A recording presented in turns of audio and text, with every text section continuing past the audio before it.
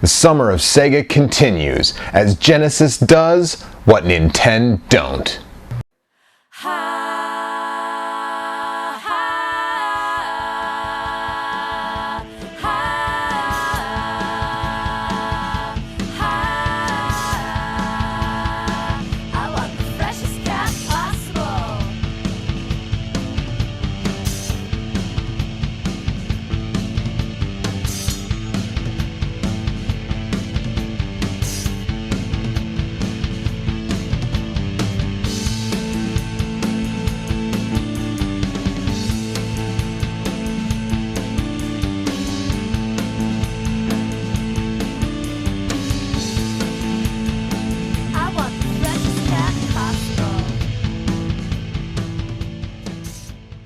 Last time, we talked about the history of Sega prior to the launch of the Genesis.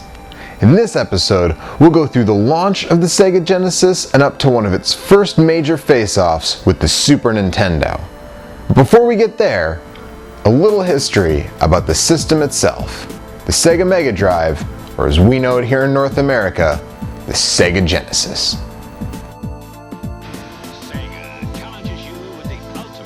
When last we left Sega, the Master System wasn't doing so well, but it wasn't a complete failure either.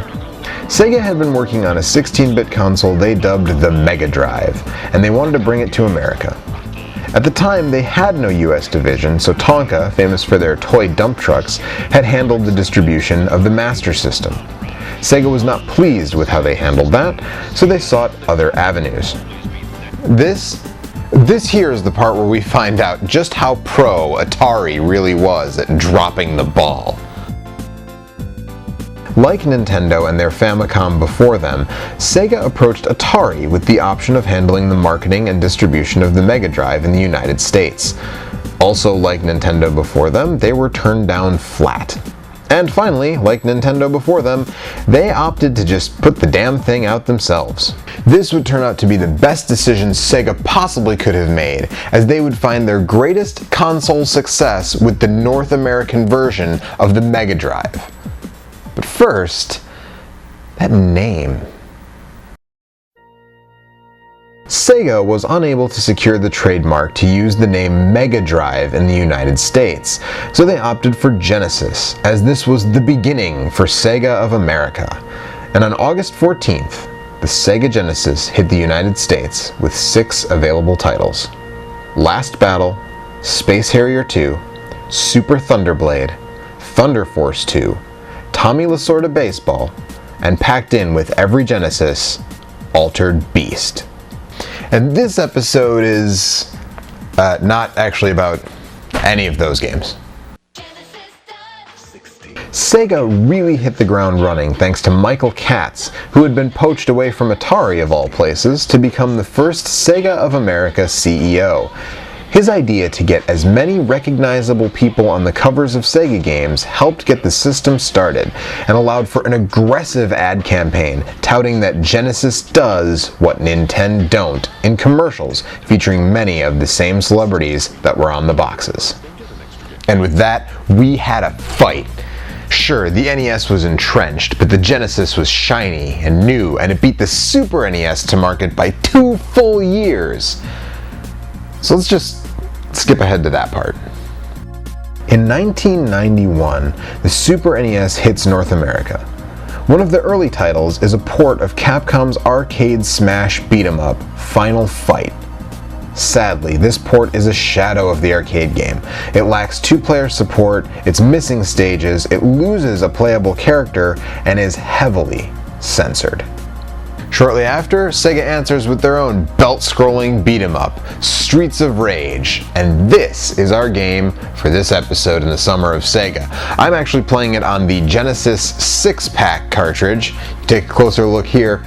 This cartridge is a must-own for any Genesis owner. This game is super cheap, and it contains a handful of absolute classics for the system. Streets of Rage, known as Bare Knuckle in Japan, was developed interestingly enough by Team Shinobi, otherwise known as AM7 internally at Sega. The release is a little too close to Final Fights on the SNES for me to really believe that it was a direct response, but it functions as a direct response. It plays basically the same way. There's one button for attacking, one button for jumping, and one that does a super attack. There are thugs to beat up and weapons to use for the beatings. It has 8 stages, including ones that very closely resemble the omitted stages from the Super Nintendo version of Final Fight. It has 3 playable characters. It has 2-player simultaneous support. In short, it does what Nintendo don't. Streets of Rage is categorically better than the SNES version of Final Fight. There's not even a question, but you know what's really weird?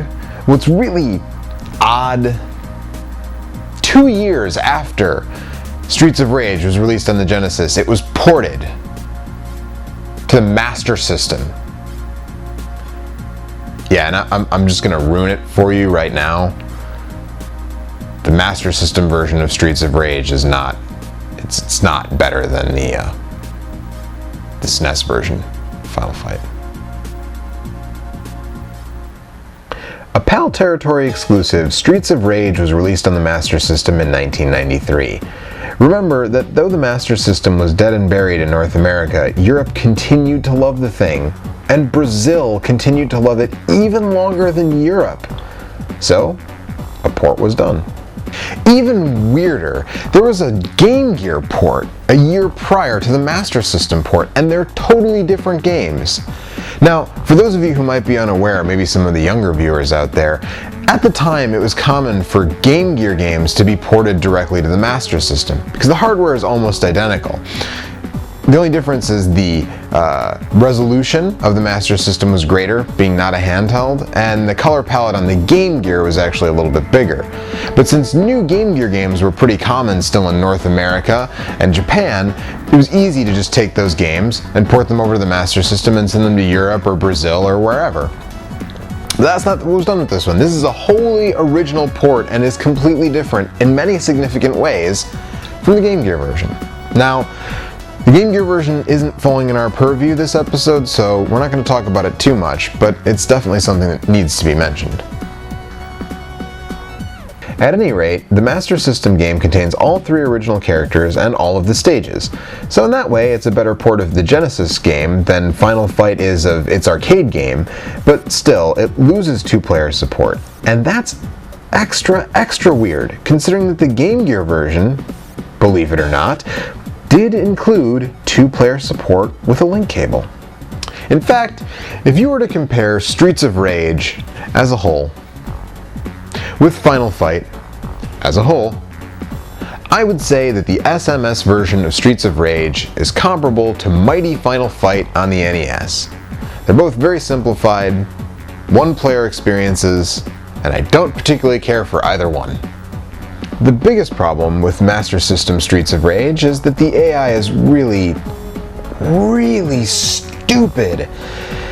And the game can't support that many enemies on screen, so while the Genesis version will have you getting attacked from all sides, the SMS version just can't do that.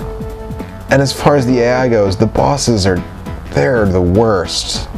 And speaking of bosses, arguably the only really noteworthy thing about the Sega Master System version of Streets of Rage, at least from a gameplay perspective, is that it contains an exclusive boss. At the end of Stage 6 in the Genesis version, you just face 2 of the Stage 2 boss, this low-rent Freddy Krueger guy.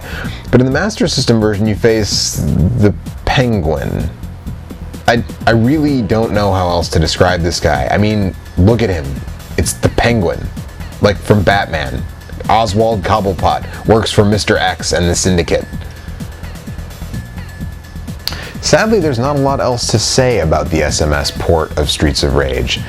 It's really an exact duplicate of the Genesis version, except without 2-player support and worse in every conceivable way.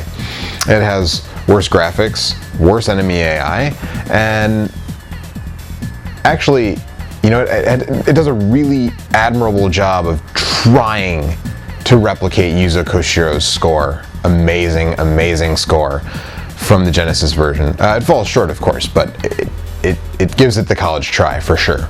So let's take a look and a listen.